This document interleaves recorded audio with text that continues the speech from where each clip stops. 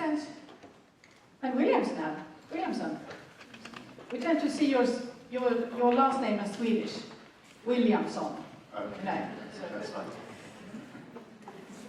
One of the most interesting presentations this year was made by Ben, I think. And he is one of the interesting scholars around big data, data surveillance in schools, a lot of these things that we are now talking about in Sweden, learning analytics, and all of these things around coding and how it's got into the school curriculum. And that's why we invited you to let us be introduced to this question of programming and coding in school. So, the floor is yours. Okay, thank you very much. Good morning. This still behind me is the key moment in the popular American drama series Homeland from earlier this year, which some of you may have watched. And at this particular scene, a group of talented young computer programmers are finally launching a new software system they've created. And you can see their arms in the air, you can almost hear their cheers before their boss says to them, now it's time to get to work. But what is this? What have they created in this kind of darkened software bunker? And what is the work that they're being asked to put their coding skills to? Well, this is what Homeland's creators call a propaganda boiler room. So driven by extremist political convictions, these young programmers have created thousands of fake social media accounts, which they're going to use to spread disinformation into the news feeds of millions of users. Now, as many of you will have heard recently, the role of the web and of social media sites in particular in political life and in everyday life have now become major global concerns, not just the plots of TV drama.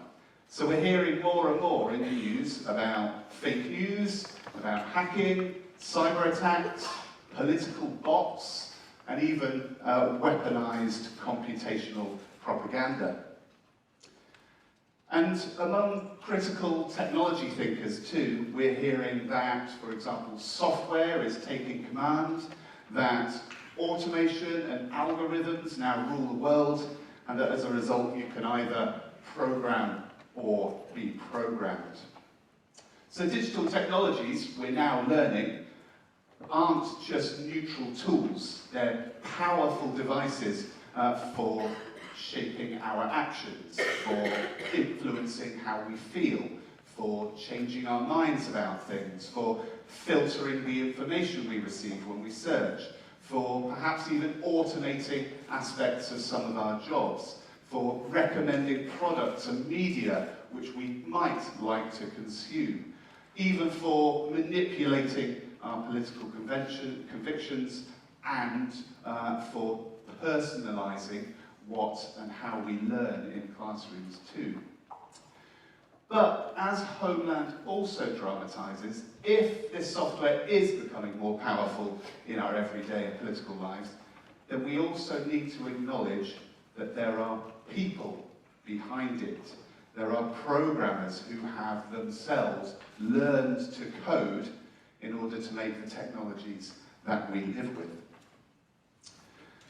So within our own field, education and teaching, some have already begun to suggest that we need to equip children and young people with the tools and the skills required to take an active part in this increasingly kind of software-supported, partly automated world. So, for example, recently the Financial Times ran this piece on Silicon Valley's classrooms of the future. Having disrupted the world, it claimed, the tech community now wants to prepare children for their new place in it. Leading venture capitalist Mark Andreessen, for example, predicts a world with two types of job. People who tell computers what to do, and people who are told what to do by computers. Silicon Valley wants to equip young people to rule the machines. And as a result, Silicon Valley companies are now investing literally billions of dollars to re-engineer aspects of public education to achieve that very aim. So one such effort, according to this piece in the New York Times, is the Learning to Code organisation Code.org. Code.org is a major non-profit group financed with more than $60 million from Silicon Valley companies, which has the stated goal of getting every public school in the United States to teach computer science. And its argument, says the author of the piece, is twofold. Students would benefit from these classes, and companies need more programmers. But it's not just in Silicon Valley, of course, that this enthusiasm for teaching children to rule the machines has taken hold. Across the world, children are being told that they must learn to code. In the UK, for example, my home country, learning to code and computer science are slightly different things I'll explore a bit later. But learning to code and computer science are now part of the formal curriculum for schools. In England, in Scotland, where I live, and in Wales too. And over the last couple of years, in my own research, what I've been doing is studying some of the documents that have been produced to promote coding in schools, following how coding and computing have become embedded in the curriculum over there, and also most recently I've been interviewing some of the relevant policy influencers who've been involved in getting computing into the curriculum, particularly in England. So I'm talking about the English case here today. Now, as I understand it, Sweden is embarking on its own shift to embed coding and computing and digital competence in its schools. So I want to explore what we might learn from how things have worked out in England so far.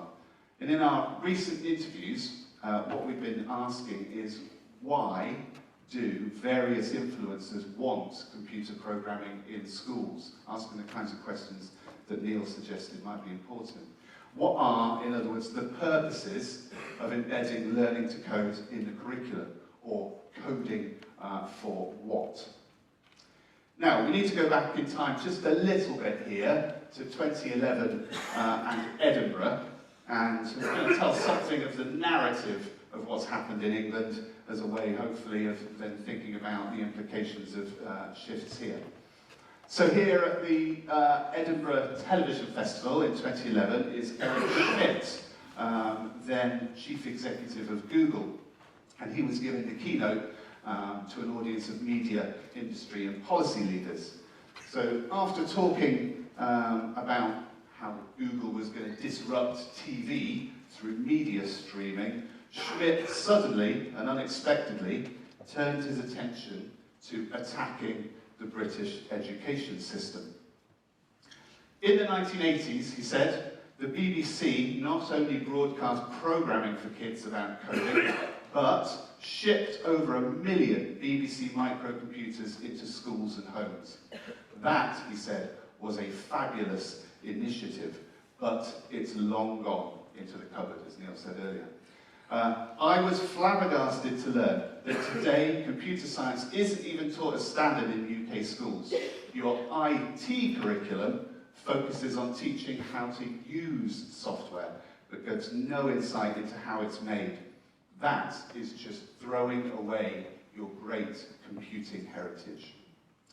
Now, this speech really tapped into a growing concern in the UK at the time that teaching children how to use Microsoft Office applications was frankly inadequate to preparing them for living and working with more complex computer systems.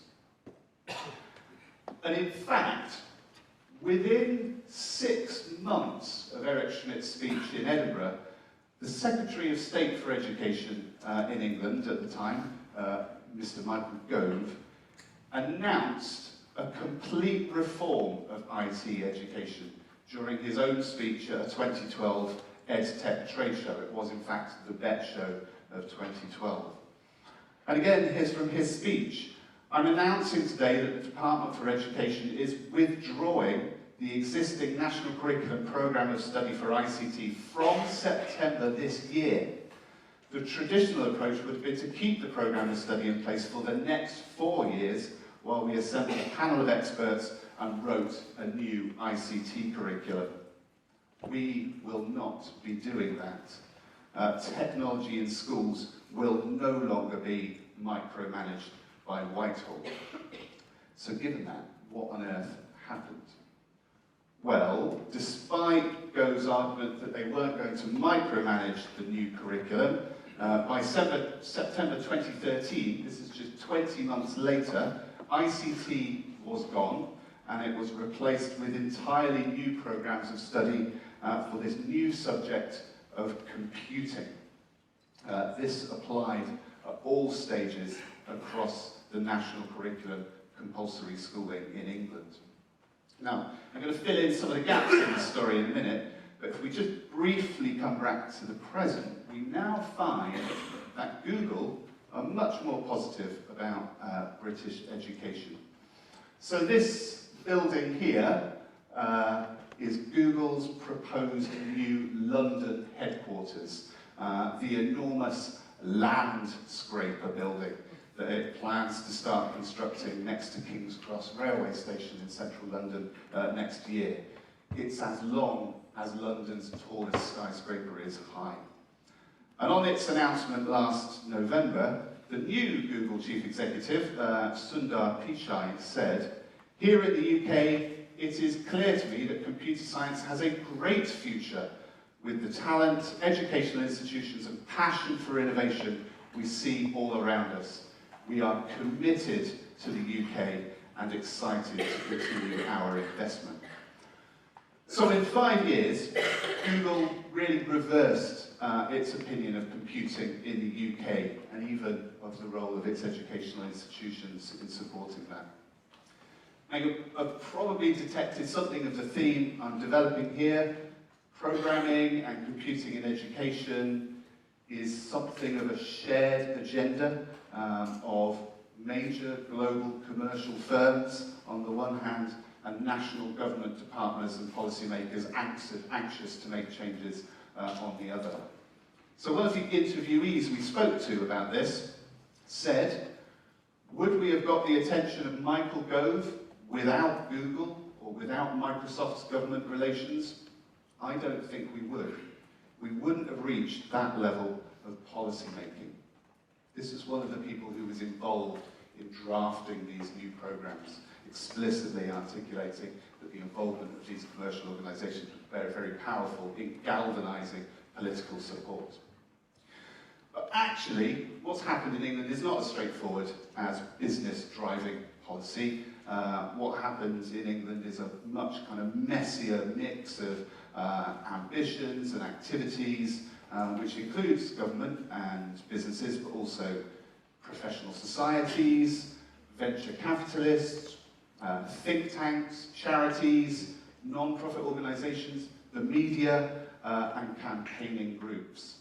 So, as another one of the people we interviewed said, although from the outside the new curriculum looked sudden and organised, it was actually a more anarchic mess of passions and different reasons.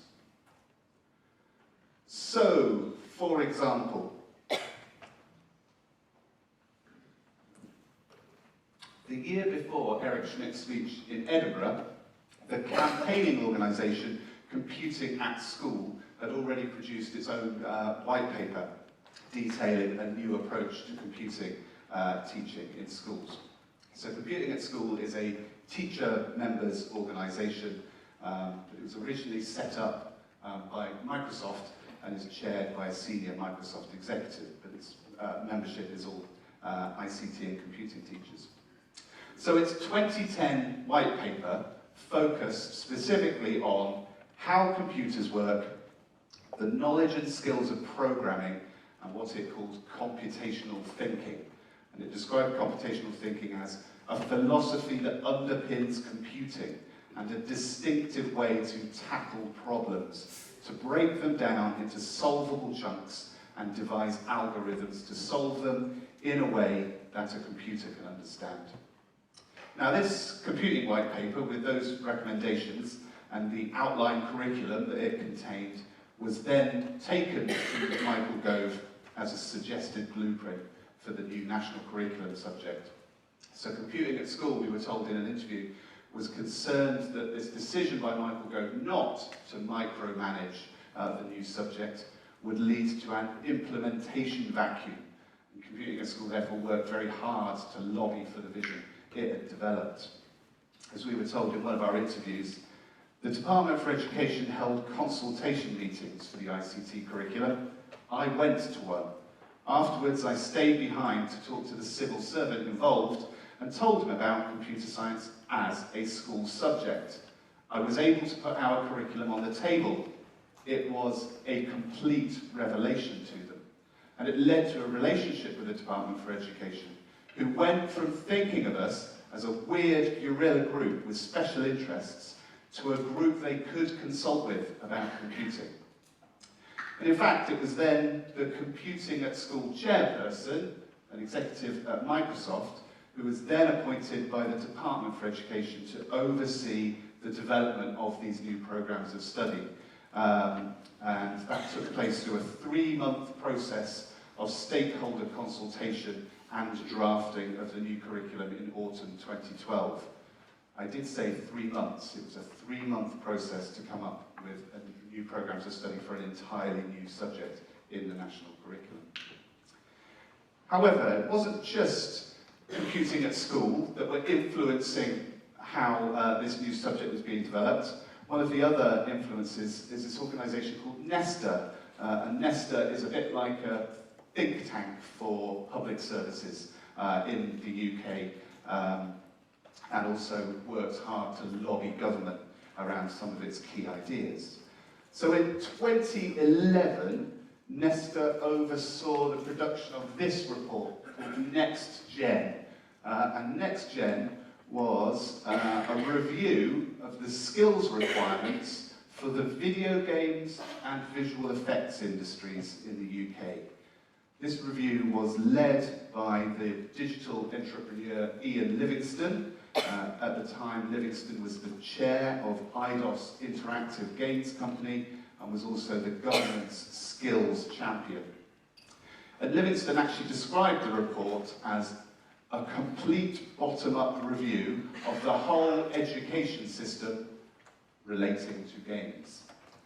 Now, Nesta's also produced a report on the legacy of the BBC Micro. This was what Schmidt had described as such a fabulous initiative in the 1980s. And Nesta's also produced a number of additional reports, one on digital making in schools, and another more recently on the role of computer science education in securing the right skills for the data analytics industry and the data-driven economy, which are seen as growth areas in the UK.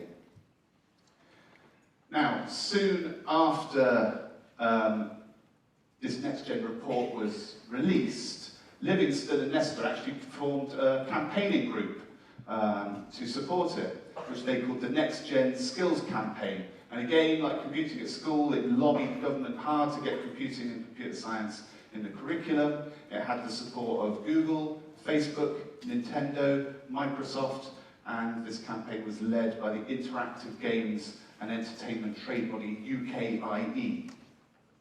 So, video games, visual effects, data analytics, the creative digital economy, these are the real drivers for computing in the curriculum according to this vision, which Nesta claims has influenced policymakers, rallied industry, and galvanised educators to improve computer science teaching. Ian Livingstone, the figurehead of the report, meanwhile, is now setting up his own academy schools. So this is somewhat like the Swedish free schools approach.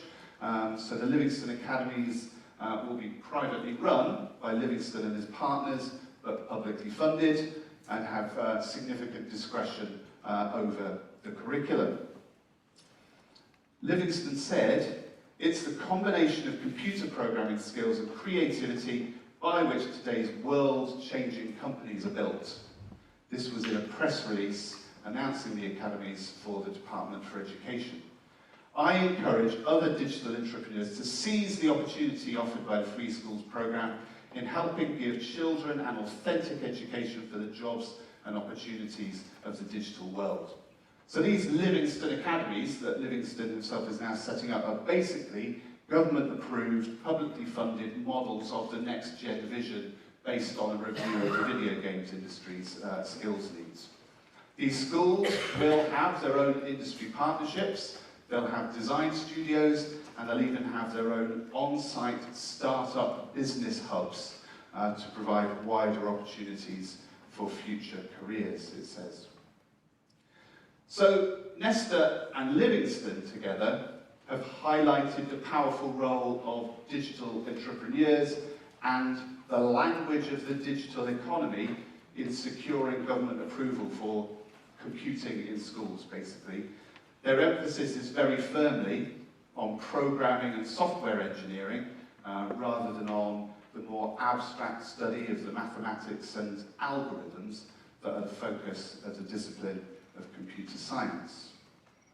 And although programming and computer science are, of course, related, many critics have pointed out that most new computing courses and curricula, like the one in the UK, seem more closely related to software development rather than disciplinary computer science itself.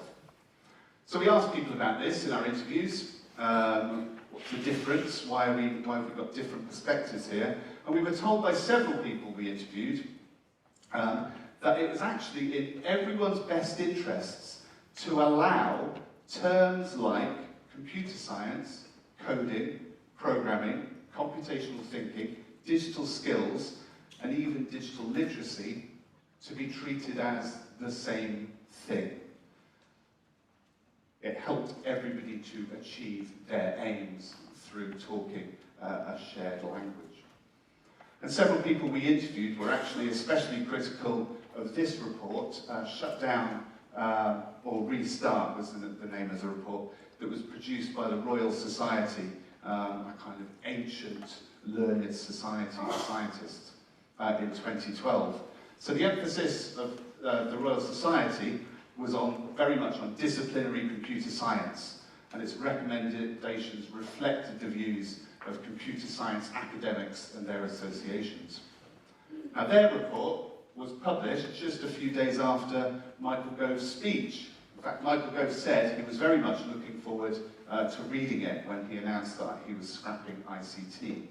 And you can see the influence now of the Royal Society in a kind of strong emphasis that we now have in England, in addition to the digital economy angle, but a strong emphasis on computing as the fourth science in English education. And this goes well with a current emphasis we have in the UK on kind of established subject knowledge. So there's a kind of, at the same time, we're juggling with the idea of computing as a hard science and as a kind of economic productivity catalyst at the same time. Okay, so in fact, we were told by several interviewees that a major issue in the development of this new computing curriculum back in 2012-2013 was that the government ministers and their special advisors who were responsible for this actually didn't think that it was academic enough. When the first consultations had taken place and drafts were produced, they argued it needed more hard computer science content and theory, though of course they weren't supposed to be micromanaging this. So when the computing curriculum consultation group submitted a draft in late 2012, they received this response. The exact words, this is what we were told in an interview, were that the minister is not minded to approve the draft you sent. This group had submitted its draft curriculum by the deadline it had been set of 5 o'clock on a Friday evening shortly before Christmas. The chair of the group was then contacted over the weekend by the special advisor to the minister responsible for this. So one of the people we interviewed then said how on the Monday morning, when he found out about this, he called the working group chair to ask, so are we going to reform the drafting group? And the answer was, he said, no, we've already done it. We were told unless we got it back to the Minister by 9 o'clock on Monday morning, with a greater emphasis on computer science, then computing would not be in the national curriculum at all.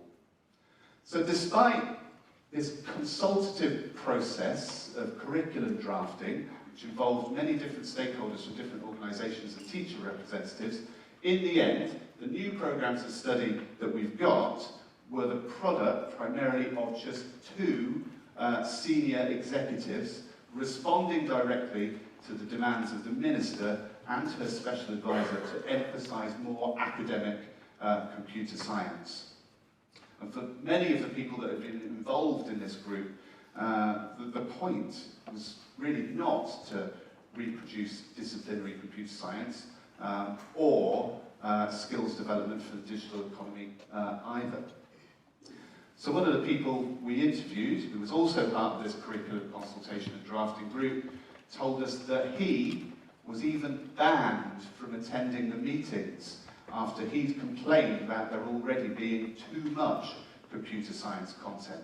Another interviewee told us he had his expenses cancelled as part of the group to stop him doing wider consultation with teachers. The Minister's special advisor was allegedly behind both of these decisions. Now, another area of influence on the computing curriculum, because there are lots of influence on it, and another one, was the role of charitable, non-profit and voluntary groups like Code Club. Code Club is an after-school programming scheme that puts volunteer programmers together with children to teach them how to code. So it itself has its own coding curriculum.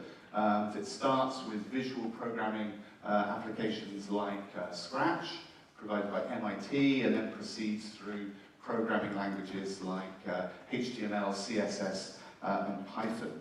And there are now over 5,000 code clubs in the UK, teaching over 82,000 children programming.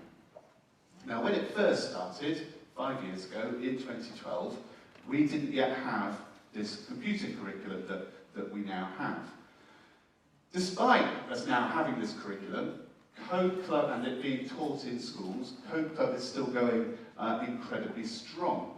I think what this indicates, its enduring popularity indicates, is that computing remains quite poorly resourced in our schools. Code Club has an army of volunteer programmers to work with children.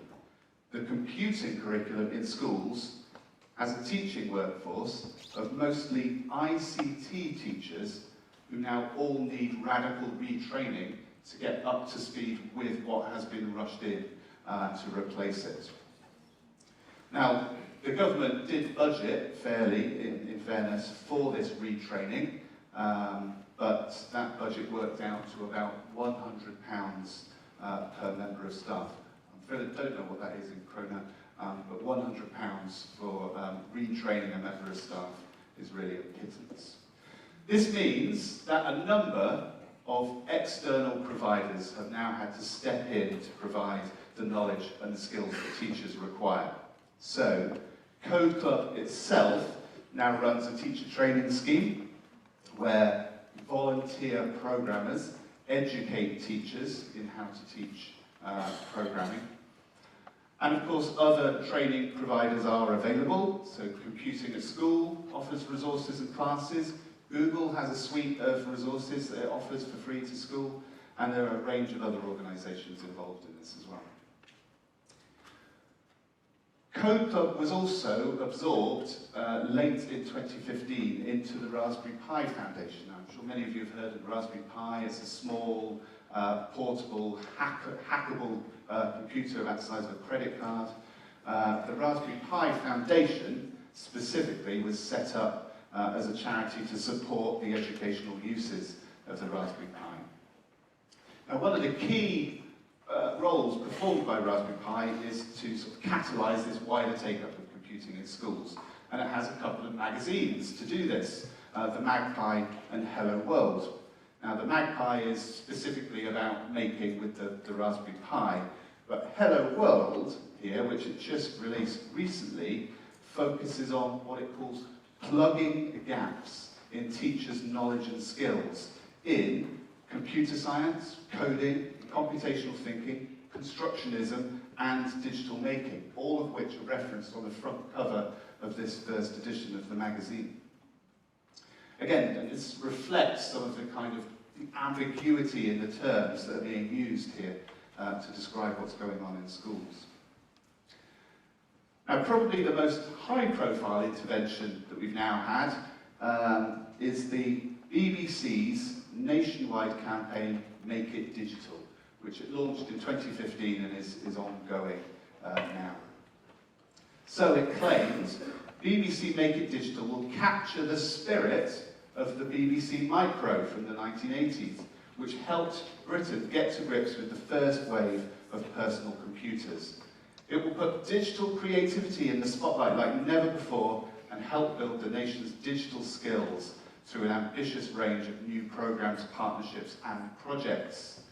Now, one of the key projects was this, the microbit, another small coding device, rather like the Raspberry Pi, which the BBC developed in partnership with a range of hardware partners, and then distributed for free to 1 million UK school children about this time last year.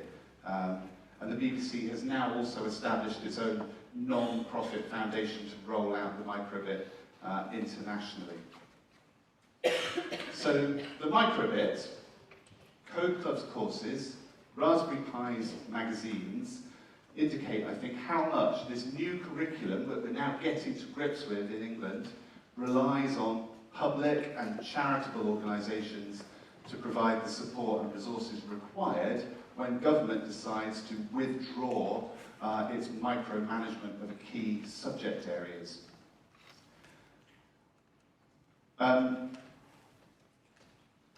This, I think, is a sort of model case of how education policy is being done these days. So it's being steered by government, but being taken forward by much kind of wider networks of organisations, with these special advisors taking a strong role in steering what's going on.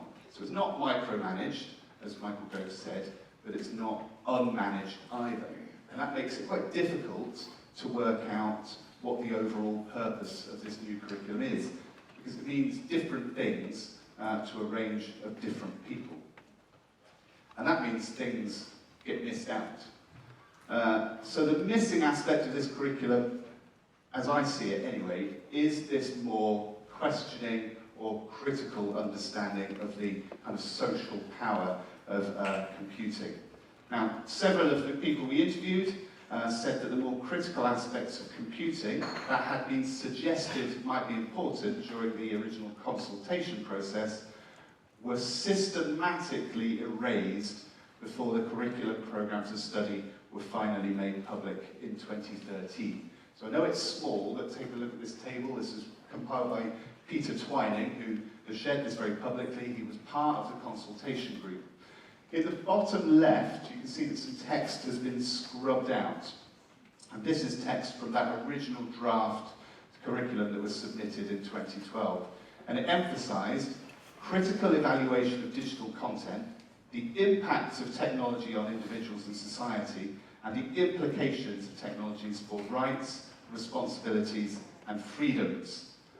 The right-hand column, with some text in red, which you can't really make out, but the right-hand column shows how this part of the draft was rewritten and now emphasising the study of algorithms, Boolean logic, and data manipulation. This is what was lost when the curriculum got revised and rewritten between being submitted on a Friday after a public consultation and then the new deadline of 9 o'clock on a Monday morning that had been specified. Now, I understand that here in Sweden there might be more scope for more kind of questioning, critical approaches to digital competence. So I want to spend the last few minutes focusing on that, really. Now, just a week or so ago, the Austrian research group, Cracked Labs, produced a really interesting report on the commercial data industry. And it demonstrated in a variety of graphs and lengthy text how we're being tracked and profiled every day via data collected from our use of telecoms, the media, retail, finance, social media, and technology platforms, and public services, including education too. And one of the examples in the report is Oracle, one of the world's largest business software and database vendors. So Oracle's data cloud that it can now compile from its vast partnered network, its cloud contains detailed information about 2 billion people, which it then uses to profile and sort, find and target, personalize, measure how people behave, and sell data.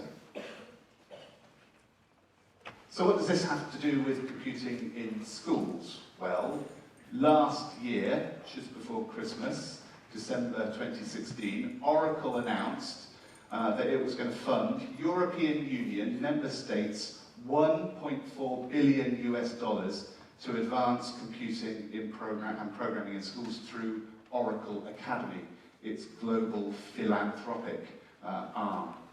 So this is part of Oracle's ambition to spread computer science education around the world, and it already claims to have impacted on 30 million students in 110 countries, mostly through retraining teachers.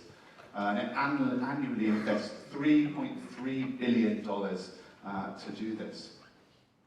So, notably, in Europe, what Oracle's going to do is it wants to level its entire curriculum in computer science to the European qualifications framework, a kind of standard framework of qualifications that cuts across EU member states. So this makes Oracle potentially very influential in European computing education.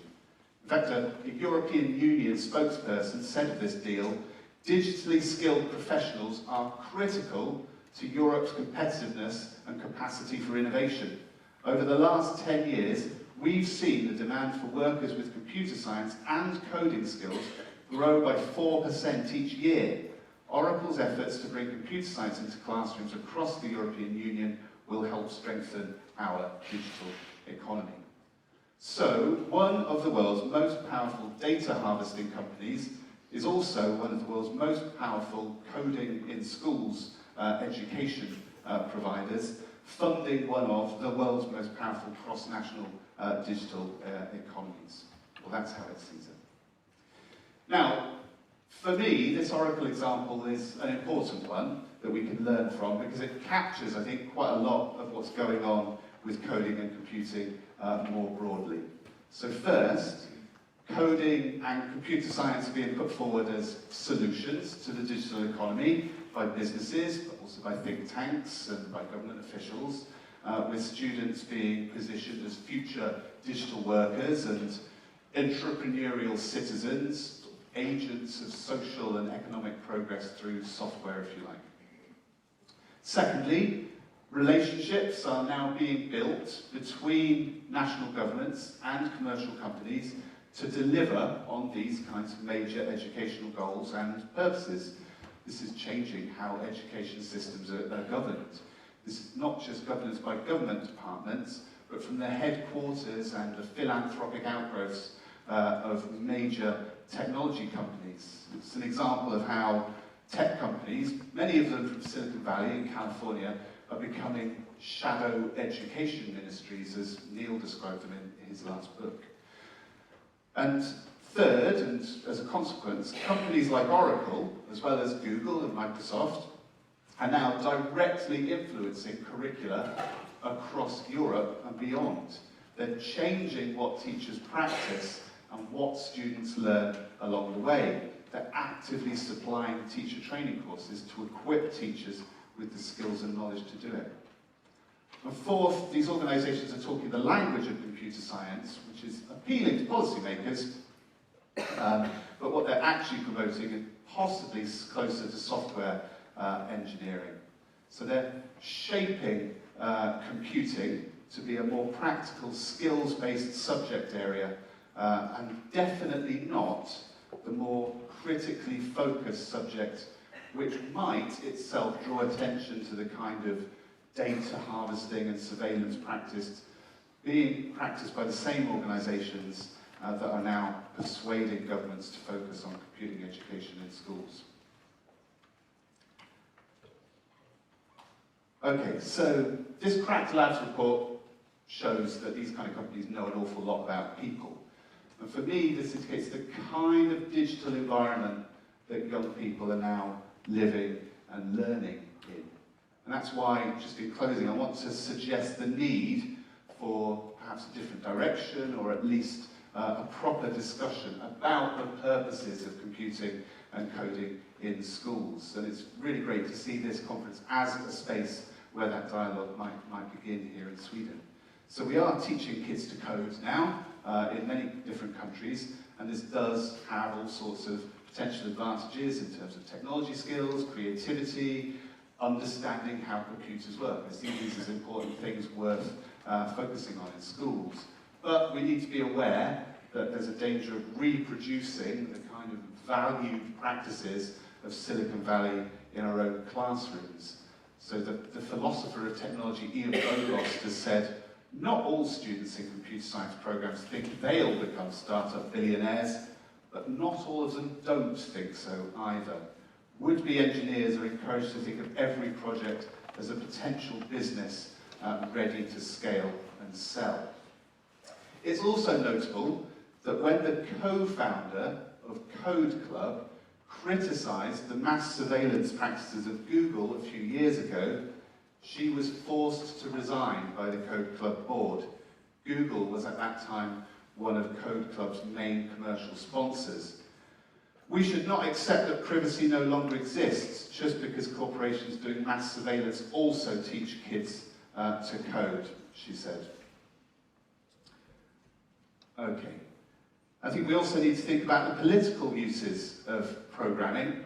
Unless we get some of the critical stuff right, coding could in fact be a little dangerous. We could be teaching them with the kind of skills they require to go and work in Homeland's propaganda boiler room.